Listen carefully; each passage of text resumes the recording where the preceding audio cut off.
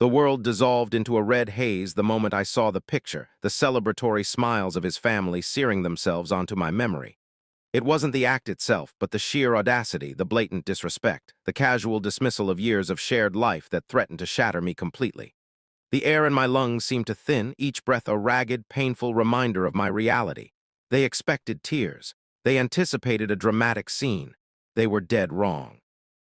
If you've ever felt the sting of betrayal, if you cherish the bonds of family and believe loyalty should be unbreakable, subscribe now to join a community that understands true strength and resilience.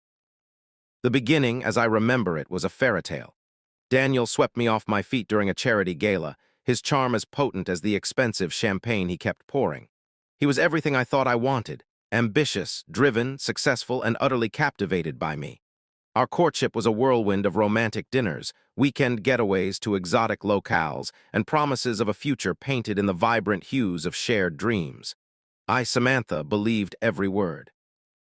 I fell hard and fast, blinded by the dazzling facade he so carefully constructed. He proposed 6 months later, a stunning diamond ring presented against the backdrop of a breathtaking sunset over the Amalfi Coast. Our wedding was a lavish affair, the kind featured in glossy magazines, a testament to our seemingly perfect union. We bought the sprawling estate nestled in the hills overlooking the city, a $15 million sanctuary where we planned to build our life, our family, our legacy. Years passed in a comfortable rhythm. We hosted elaborate parties, cultivated a circle of influential friends, and presented a united front to the world. I dedicated myself to supporting Daniel's career, hosting business dinners, attending industry events, and perfecting the art of being the perfect corporate wife. I believed in him, I believed in us, I was wrong. The first crack in the facade appeared subtly, almost imperceptibly. Late nights at the office became more frequent, business trips stretched longer, and Daniel's once constant attention began to wane. He became distant, preoccupied, his eyes holding a secret I couldn't decipher. I tried to dismiss my growing unease, attributing it to the pressures of his demanding job. I cooked his favorite meals, planned romantic evenings, and showered him with affection, hoping to rekindle the spark that seemed to be fading. My efforts were met with polite smiles and perfunctory gestures, further fueling my suspicion that something was terribly amiss. Then came the business trip to the Bahamas. He kissed me goodbye at the airport, a fleeting, almost absent-minded peck on the cheek, promising to bring me back a souvenir. I waved until he disappeared through security, a knot of anxiety tightening in my stomach. It was a week later, scrolling through social media, that I saw it. The photograph. Daniel, resplendent in a crisp white suit, standing beneath a floral arch, holding the hand of a woman I had never seen before. Her face was radiant, her eyes sparkling with a joy that mirrored the stolen dreams I once held. Behind them stood his family, beaming with approval, their faces a collective betrayal etched in time. The world dissolved into a red haze the moment I saw the picture, the celebratory smiles of his family searing themselves onto my memory. It wasn't the act itself, but the sheer audacity, the blatant disrespect, the casual dismissal of years of shared life that threatened to shatter me completely. The air in my lungs seemed to thin, each breath a ragged, painful reminder of my reality. They expected tears. They anticipated a dramatic scene. They were dead wrong. If you've ever felt the sting of betrayal, if you cherish the bonds of family and believe loyalty should be unbreakable, subscribe now to join a community that understands true strength and resilience. The beginning, as I remember it, was a fairy tale. Daniel swept me off my feet during a charity gala, his charm as potent as the expensive champagne he kept pouring. He was everything I thought I wanted: ambitious, driven, successful, and utterly captivated by me. Our courtship was a whirlwind of romantic dinners, weekend getaways to exotic locales, and promises of a future painted in the vibrant hues of shared dreams. I, Samantha, believed every word. I fell hard and fast, blinded by the dazzling facade he so carefully constructed. He proposed 6 months later, a stunning diamond ring presented against the backdrop of a breathtaking sunset over the Amalfi Coast. Our wedding was a lavish affair, the kind featured in glossy magazines, a testament to our seemingly perfect union. We bought the sprawling estate nestled in the hills overlooking the city, a $15 million sanctuary where we planned to build our life, our family, our legacy. Years passed in a comfortable rhythm. We hosted elaborate parties, cultivated a circle of influential friends, and presented a united front to the world. I dedicated myself to supporting Daniel's career, hosting business dinners, attending industry events, and perfecting the art of being the perfect corporate wife. I believed in him. I believed in us. I was wrong. The first crack in the facade appeared subtly, almost imperceptibly. Late nights at the office became more frequent, business trips stretched longer, and Daniel's once constant attention began to wane. He became distant, preoccupied, his eyes holding a secret I couldn't decipher. I tried to dismiss my growing unease, attributing it to the pressures of his demanding job. I cooked his favorite meals, planned romantic evenings, and showered him with affection, hoping to rekindle the spark that seemed to be fading. My efforts were met with polite smiles and perfunctory gestures, further fueling my suspicion that something was terribly amiss. Then came the business trip to the Bahamas. He kissed me goodbye at the airport, a fleeting, almost absent-minded peck on the cheek, promising to bring me back a souvenir. I waved until he disappeared through security, a knot of anxiety tightening in my stomach. It was a week later, scrolling through social media, that I saw it. The photograph. Daniel, resplendent in a crisp white suit, standing beneath a floral arch, holding the hand of a woman I had never seen before. Her face was radiant, her eyes sparkling with a joy that mirrored the stolen dreams I once held. Behind them stood his family, beaming with approval, their faces a collective betrayal etched in time. The world tilted on its axis. The phone slipped from my numb fingers, clattering onto the marble floor, the sound echoing in the sudden, deafening silence of my opulent prison. My breath hitched, a strangled gasp that clawed at my throat. It felt as though someone had reached inside my chest and ripped out my heart, leaving behind a gaping, bleeding wound. How could he? How could they? The questions reverberated in my mind, a relentless assault that offered no respite. I remember staggering to the bar, my hands shaking so violently that I could barely grip the crystal decanter. I poured myself a generous measure of whiskey, the amber liquid sloshing over the rim, and gulped it down in one desperate swallow, the burn a fleeting distraction from the searing pain that consumed me. Sleep became a luxury I could no longer afford. The image of Daniel and his new bride haunted my waking hours and invaded my dreams, a relentless tormentor that refused to release me from its grasp. I would lie awake in our king-sized bed, the empty space beside me a constant reminder of my solitude, staring at the ornate ceiling, tears silently streaming down my face, each one a testament to my shattered illusions. I tried to confront him. I called his phone incessantly, my voice trembling with a mixture of rage and desperation, but he wouldn't answer. My messages went unread, my pleas ignored. It was as if I had ceased to exist, erased from his life as easily as a misspelled word. Finally, after days of relentless pursuit, he picked up. His voice was cold, devoid of any emotion, as if he were speaking to a stranger. He told me it was over. He said he had found someone else, someone who made him truly happy. He offered no explanation, no apology, no remorse. He simply stated that he was filing for divorce and that his lawyers would be in touch. The words hit me like a physical blow, each syllable a hammer blow to my already fragile spirit. I refused to become a victim. I would not allow them to revel in my misery, to witness my downfall. I decided to fight back, not with tears and recriminations, but with a cold, calculated determination. The first step was to gather information. I hired a private investigator, a discreet and resourceful individual who specialized in uncovering secrets. He delved into Daniel's life, meticulously documenting his every move, his every transaction, his every indiscretion. The investigator uncovered a web of deceit that extended far beyond his infidelity. He discovered a series of shady business deals, offshore accounts, and hidden assets, all meticulously concealed from my knowledge. It became clear that Daniel's betrayal was not merely a matter of the heart, but a calculated scheme to enrich himself at my expense. He had been planning this for years, systematically siphoning funds and building a new life with his mistress, while I remained blissfully unaware, blinded by my trust and devotion. The revelation fueled my rage, transforming my grief into a burning desire for retribution. I started attending divorce mediation sessions, accompanied by a team of ruthless lawyers. I refused to concede anything, demanding a full accounting of all our assets and a fair settlement that reflected my contributions to the marriage. Daniel and his legal team underestimated me, assuming that I would be easily intimidated and would quickly succumb to their demands. They were wrong. I fought them tooth and nail, poring over financial documents, challenging their every argument and refusing to back down. The legal battles dragged on for months, a costly and emotionally draining ordeal, but I refused to yield. I was determined to expose Daniel's treachery and to reclaim what was rightfully mine. Each sleepless night was spent planning, strategizing, and solidifying my resolve. The days bled into weeks, then months, a monotonous cycle of legal battles, sleepless nights, and simmering rage. I became a ghost in my own home, the opulent surroundings now a constant reminder of what I had lost.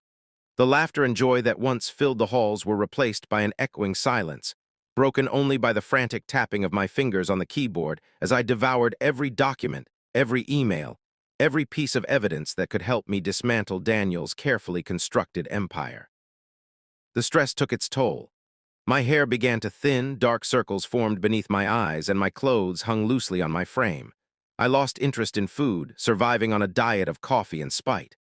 My friends tried to reach out, offering support and comfort, but I pushed them away, unable to bear their pity or their well-meaning advice. I felt utterly alone, trapped in a gilded cage of my own making, with no escape in sight. One evening, after a particularly grueling day in court, I returned home feeling utterly defeated. Daniel's lawyers had managed to stall the proceedings, delaying the inevitable reckoning and draining my resources. I poured myself a glass of wine, the crimson liquid swirling in the glass, mirroring the turmoil within me. As I sat on the balcony, overlooking the city lights, a wave of despair washed over me. I wondered if it was all worth it. Was I simply prolonging the pain, delaying the inevitable? Was I fighting a losing battle? The thought of giving up, of surrendering to Daniel's will, was tempting. To simply walk away and start a new life, free from the bitterness and resentment that consumed me. But then I remembered the photograph. Daniel, standing beneath the floral arch, his face radiant with happiness, while I was left to pick up the pieces of our shattered life.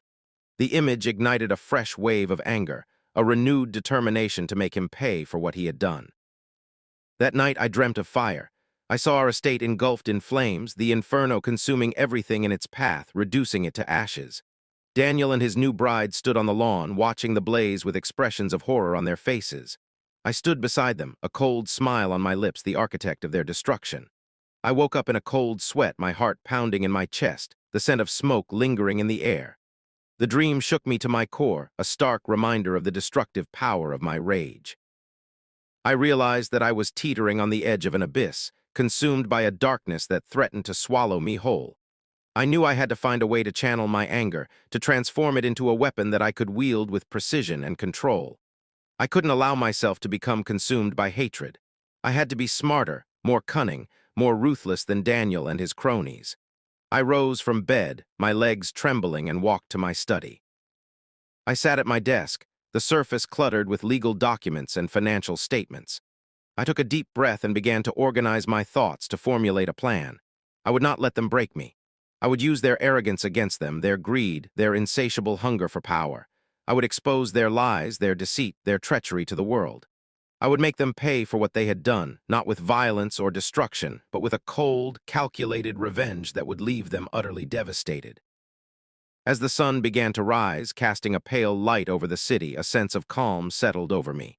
The despair had lifted, replaced by a steely resolve. I was no longer a victim. I was a warrior, and I was ready to fight. I started meticulously going through all the information I had gathered. There was something there, I could feel it. They had become complacent. They were certain they had won, but that was their fatal mistake. I found it hidden in a seemingly innocuous email thread, a coded reference to a deal that had gone sour, a deal that involved millions of dollars and powerful people.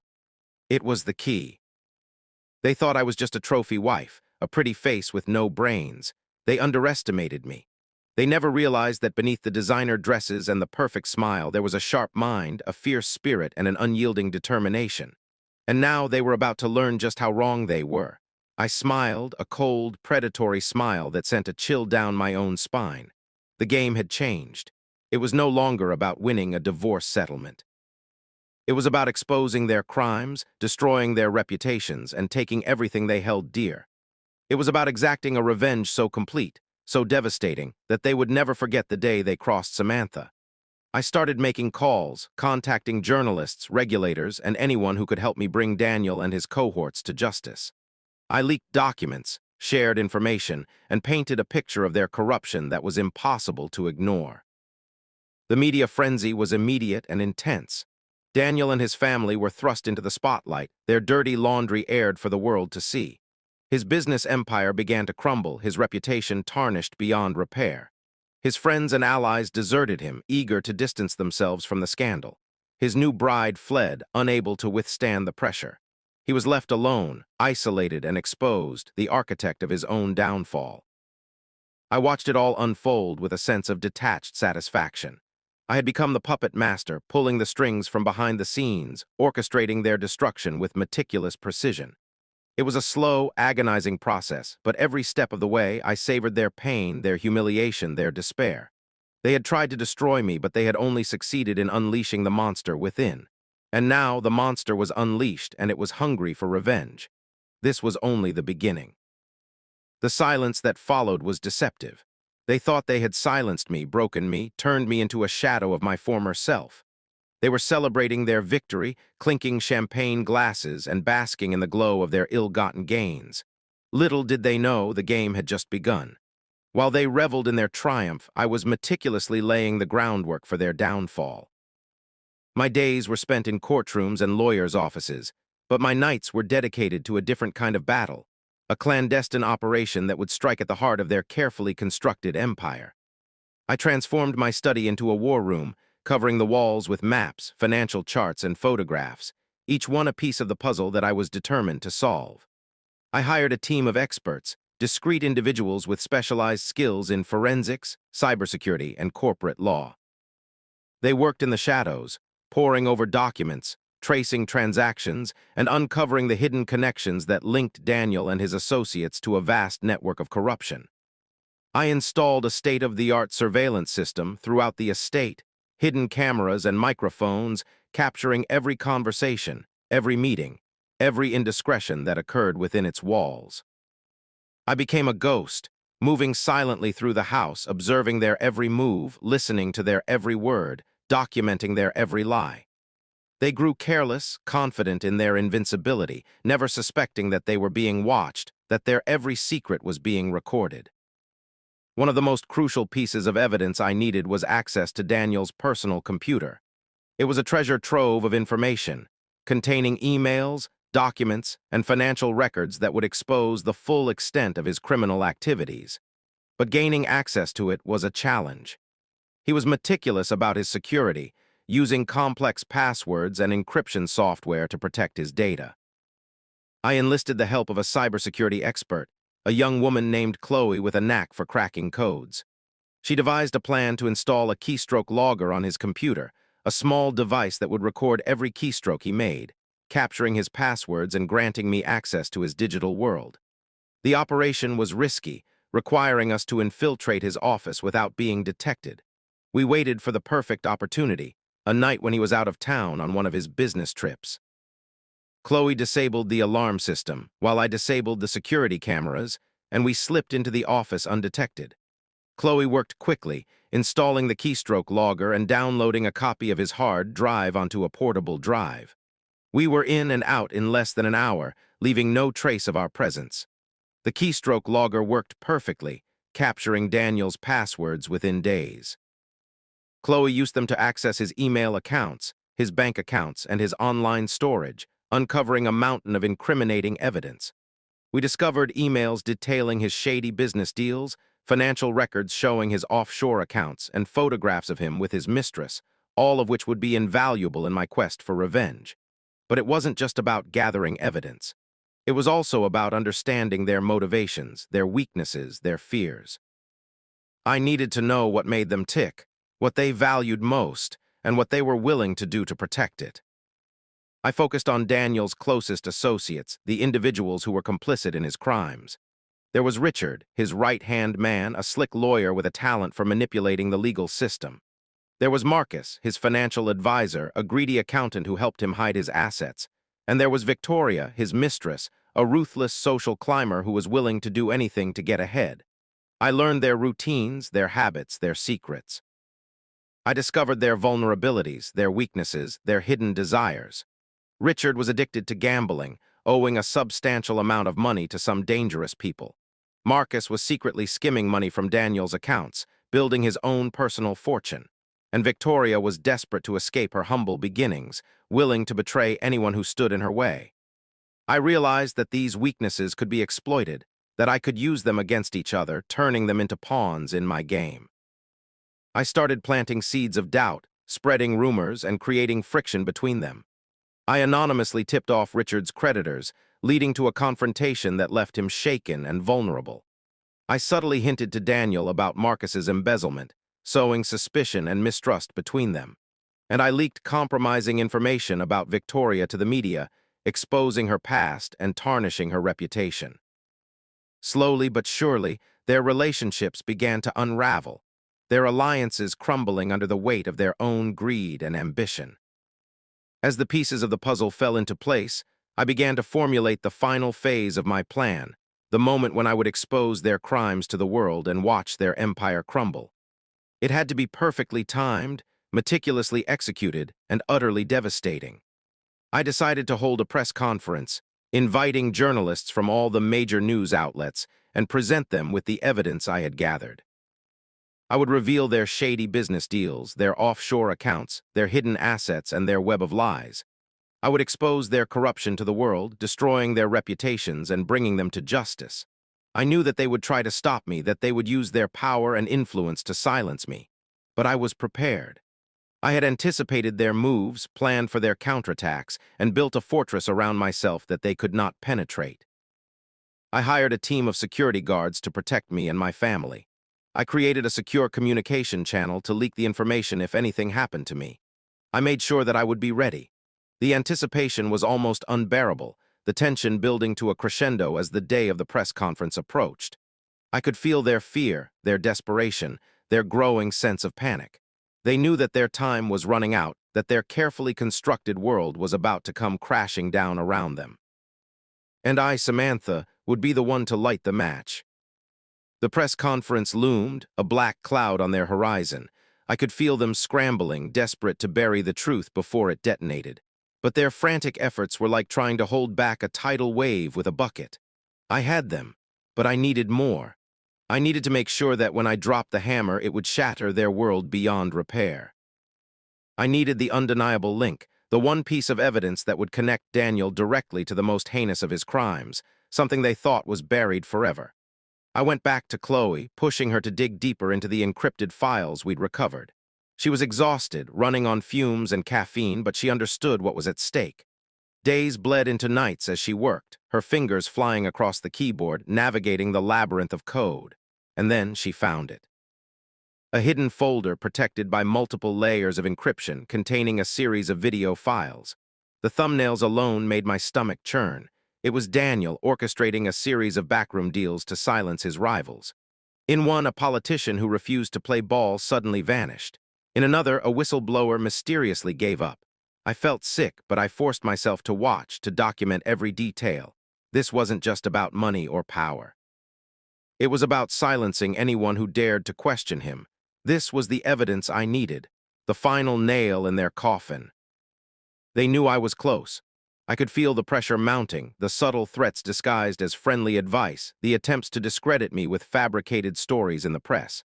They underestimated me, thought they could scare me off with their intimidation tactics. But I was beyond fear. I had seen the darkness they were capable of, and I refused to let them win. I decided to accelerate the timeline, to move the press conference up before they had a chance to silence me permanently. But I also knew that I needed to protect myself. I had become a target, a threat to their entire operation. I moved into a secure location, surrounded by armed guards, cutting off all contact with the outside world. I transformed my war room into a bunker, preparing for the final battle. I knew they would try to stop me, that they would use every weapon in their arsenal to prevent me from exposing them. But I was ready. I had anticipated their moves, planned for their counterattacks, and built a fortress around myself that they could not penetrate. My team was on high alert, monitoring their every move, intercepting their communications, and preparing for any eventuality. We were locked in a deadly game of cat and mouse, each side trying to outmaneuver the other, each side willing to do whatever it took to win. The day before the press conference, I received a cryptic message from an anonymous source. It was a warning. They knew about the videos. They were planning to raid my secure location and seize the evidence. They were going to silence me permanently. My heart pounded in my chest, but I refused to panic. I had anticipated this. I had a contingency plan in place. I immediately activated the security protocols, locking down the building and preparing for the attack. My team barricaded the doors, reinforced the windows, and armed themselves with weapons. We were ready to defend ourselves, to fight to the death if necessary. But I also knew that we couldn't simply wait for them to come to us. We needed to take the fight to them, to disrupt their plans and expose their treachery. I contacted a trusted journalist, someone who had been following my story from the beginning, and leaked the information about the videos. I knew that she would publish it immediately, regardless of the consequences. The news spread like wildfire, igniting a firestorm of outrage and condemnation. Daniel and his associates were caught off guard, their carefully constructed facade crumbling before their eyes. They were desperate to contain the damage, but it was too late. The truth was out. As I watched the news coverage, a sense of grim satisfaction washed over me. I had won, but I also knew that the battle was far from over. They were still out there, powerful and dangerous, and they would not give up without a fight. I received another message from my anonymous source. They had located Daniel. He was hiding in a remote cabin in the mountains, preparing to flee the country. This was my chance. The opportunity to confront him, to hold him accountable for his crimes, to finally get the justice I deserved. But I also knew that it was a trap. They were leading me into a trap, hoping to eliminate me once and for all. I ignored the warning. I was beyond fear. I had come too far to turn back now. I gathered my team, armed ourselves with weapons, and set off for the mountains. As we drove through the winding roads, the tension was palpable. We knew that we were walking into a dangerous situation, but we were determined to see it through. We reached the cabin late at night, the air thick with anticipation. We surrounded the building, preparing to storm it, but as we approached, we noticed something was wrong. The cabin was empty, Daniel was gone, and then we heard the sound of approaching helicopters. We were surrounded. We had walked right into their trap. The sky turned black. The helicopters descended, not with rescue, but with iron intent. Spotlights blazed, blinding us as armed figures repelled from the sky, surrounding us in seconds. They weren't here to arrest Daniel. They were here to silence anyone who knew too much. A firefight erupted, the air filled with the staccato bursts of gunfire. My team fought valiantly, but we were outnumbered, outgunned. I knew this was it. This was how it ended. But even as the chaos swirled around me, a cold calm settled within. They might end my life, but they wouldn't erase the truth. The journalist had the videos. The world would know. Suddenly, the gunfire ceased. A figure emerged from the shadows, Daniel himself, a cruel smile twisting his lips. He approached me, a pistol in his hand. "It's over, Samantha," he sneered. "You should have stayed quiet."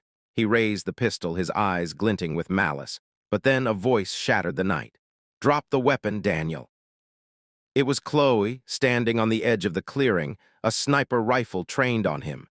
How she found us, I didn't know, but her presence was a game changer.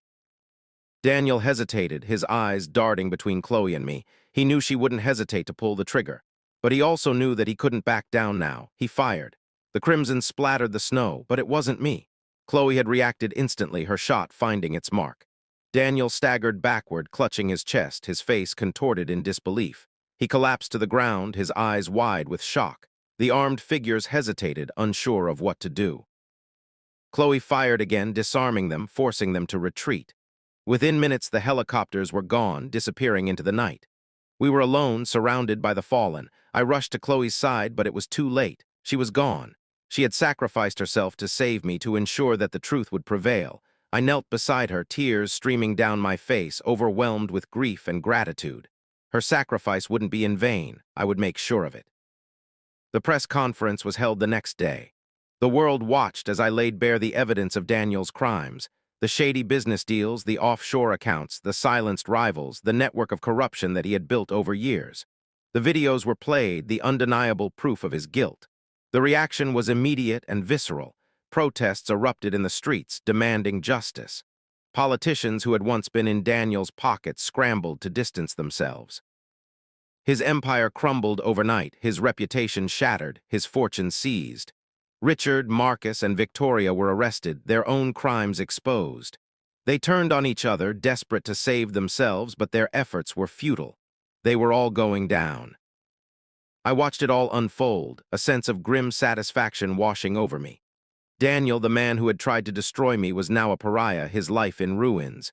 His face, once so arrogant and assured, was now etched with fear and despair. He had lost everything, his power, his wealth, his freedom, but it wasn't enough. It would never be enough to bring back Chloe, to erase the pain and suffering that he had caused. But it was a start. It was justice. In the end, Daniel faced a long prison sentence, his name forever synonymous with corruption and deceit.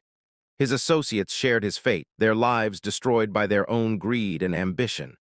As for me, I retreated from the public eye, seeking solace in the quiet moments with my family. The scars of the past would always be with me, but I had survived. I had overcome. I had found a measure of peace. They lost everything. I just smiled. Revenge isn't sweet. It's necessary. Would you have done the same? Let me know in the comments. Subscribe for more justice.